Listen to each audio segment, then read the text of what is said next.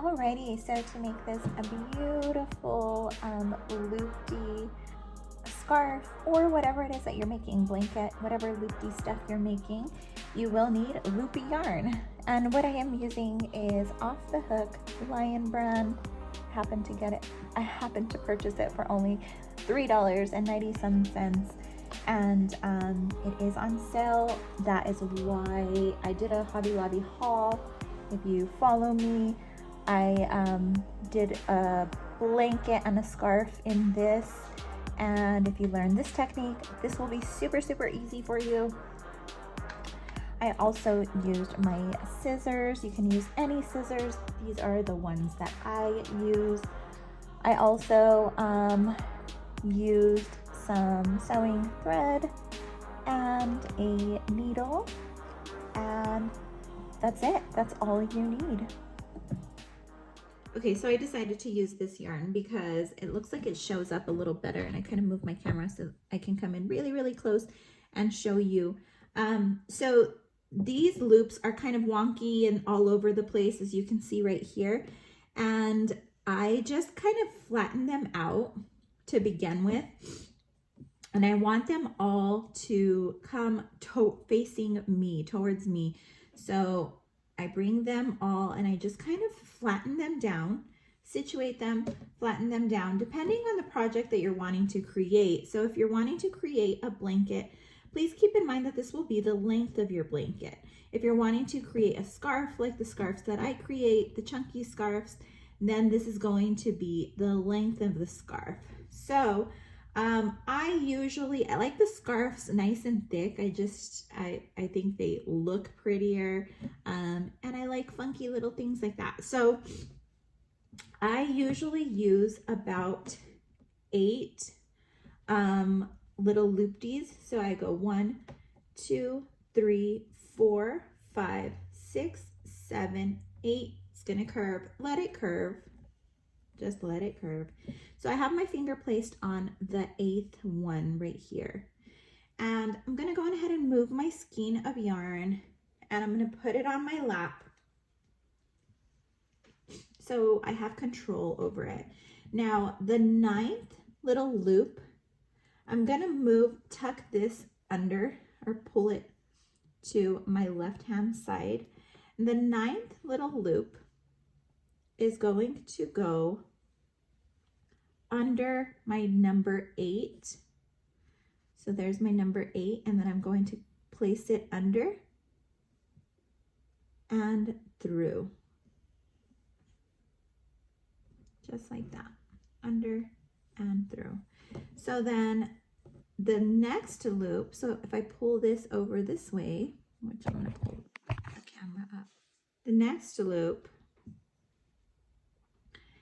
which would be loop number 10, I'm gonna go back and I'm going to pick this one up and place this under and pull it through.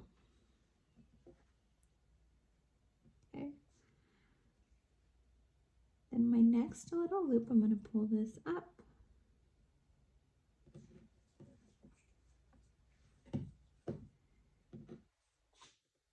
I'm going to place this under and pull it through. Okay, I'm going to move the direction of my camera so that you can see clearer. It kind of looks like a mess when you first start out. Like, don't get discouraged with that. Keep going. Just move into your next little loop, and you're going to keep doing that. You're just going to go under, pull it through. That's it. Just under. The next one, you're going to go under and pull it through.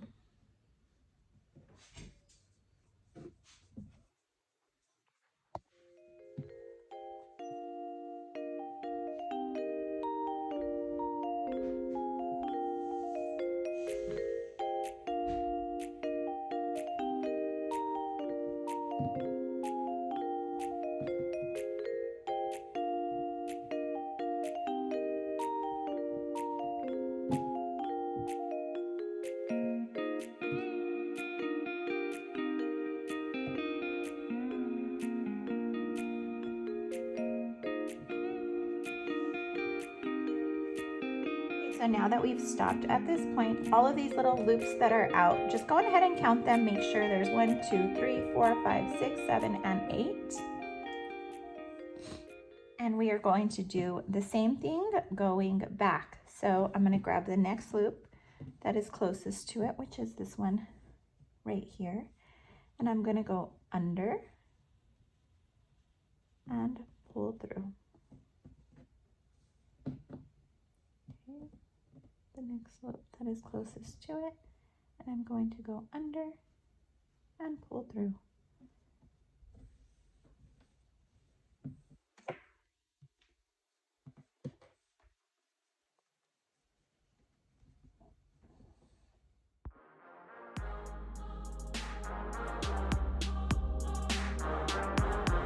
So now you are just going to repeat that pattern. As you can see, these are the loops that we're going under right here.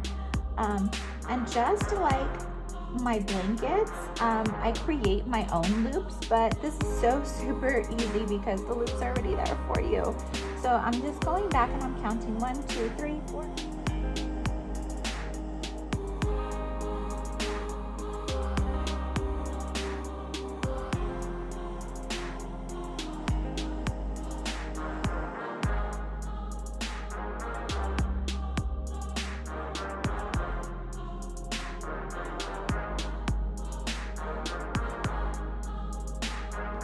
So I am just going back and forth creating the same pattern, just going under and doing the same thing.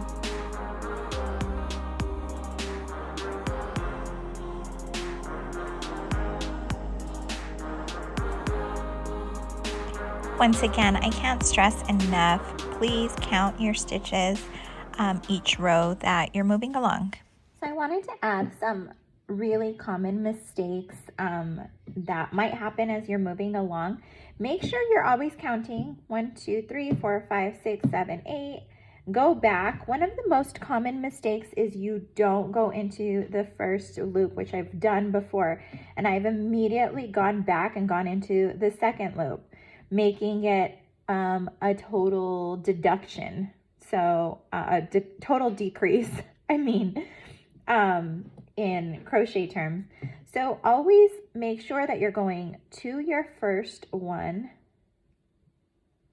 and then counting. There's your 1, 2, 3, 4, 5, 6, 7, 8. So super common problem. Also, make sure that you're taking a look at your loops. It is so common to get confused and go into this loop.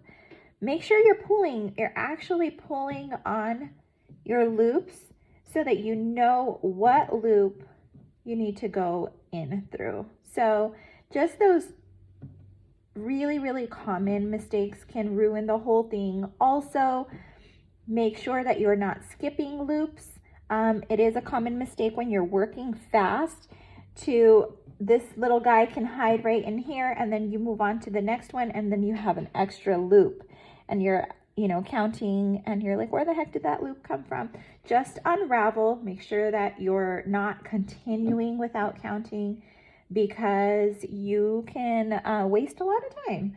So make sure that you're going right next to the loop, and you're just being mindful of how many loops you have. Really, that is key. You see how easy it is to get into this guy right here.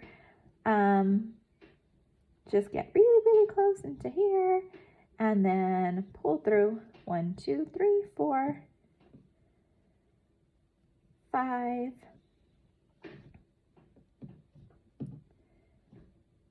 6. Oh, I almost did it. You see that little loop is hiding. 6, 7, and 8.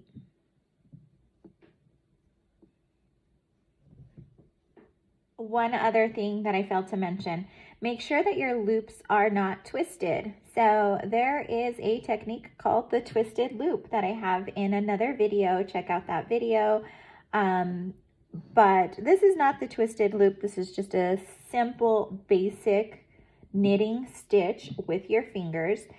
So make sure that your loops are like this and they're not like this when you go under. So another important thing. And if you fluked on that one and you have one going in this direction, it really is not going to show. It's not. When you do the whole pattern that way, it does show, but it's not going to show on one loop. But make sure that it's not twisted. So at some point you are going to run out of yarn, and you are going to probably end up, depending on how many loops you have and your yardage, you will end up, you know, 3 in, 4 in. So easy and simple, other than, I mean, it's so easy from my other techniques where I'm just using chunky yarn. You simply just cut your last loop, get your other skein, and just continue on where you left off. It really is that easy. It's so easy. There's no sewing involved. You just cut and move forward. All right, so once you've come to the end of your scarf, you will want to start at the loop that is away from your working yarn. So here's your working yarn, and you want to start at this loop right here away from it. So I'm going to grab this loop, and the one right beside it, I am going to stick the one right beside it inside that loop. And then I have one loop. Then I'm going to go into the one right beside it. I'm going to stick this inside, and now I have one loop. Going into the one right beside it, stick it in through here, and now I just have one loop. As you can see, it's starting to close this off right here. One right beside it, stick this in here, and pull this through, and we're closing that off. Go into the one right beside it, stick that in there, and pull that loop through. One right beside it, stick it in there, close that loop through.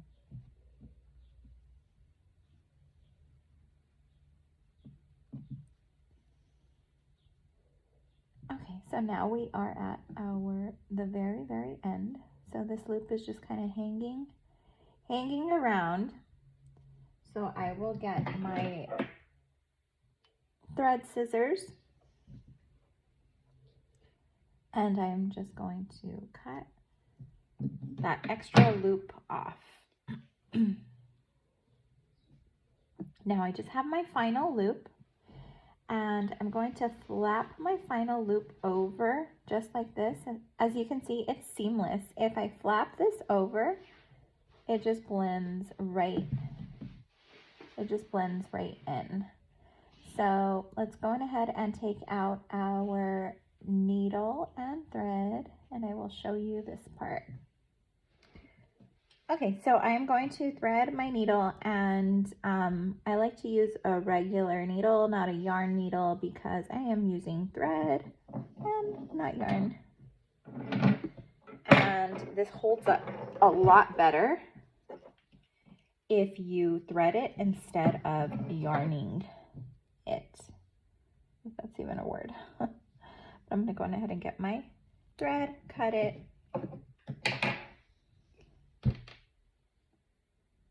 Piece of thread.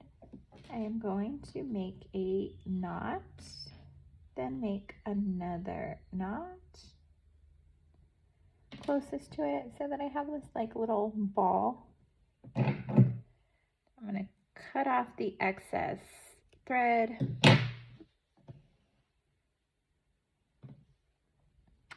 Okay, so if you take a look at this extra little thing, I had you guys pull this back like that.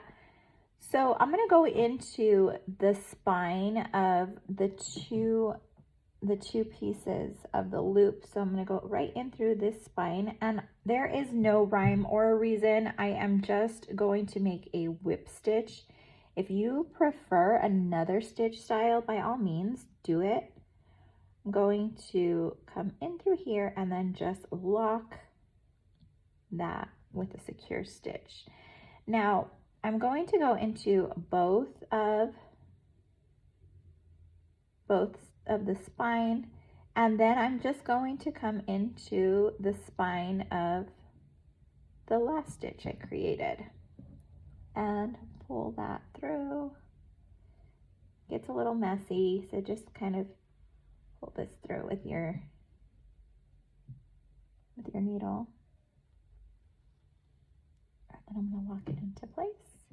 So I'm going to go into the spine of both, and then the spine of the last stitch, like my secure stitch. Again, this is how I do it. If you have another method that's a lot easier, do it. This is just a technique. Go through both spine, and this is my very, very last. And just for good measure, I am going to go a couple of times in through and do a lock stitch as I'm coming in through. A lock stitch is just sticking your needle in and locking it into place.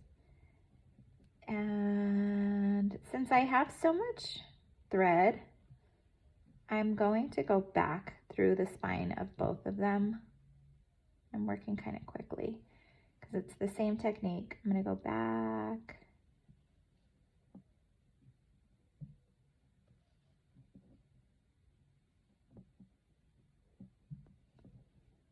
Back, and it just looks so seamless. It looks like it should have been placed there because you just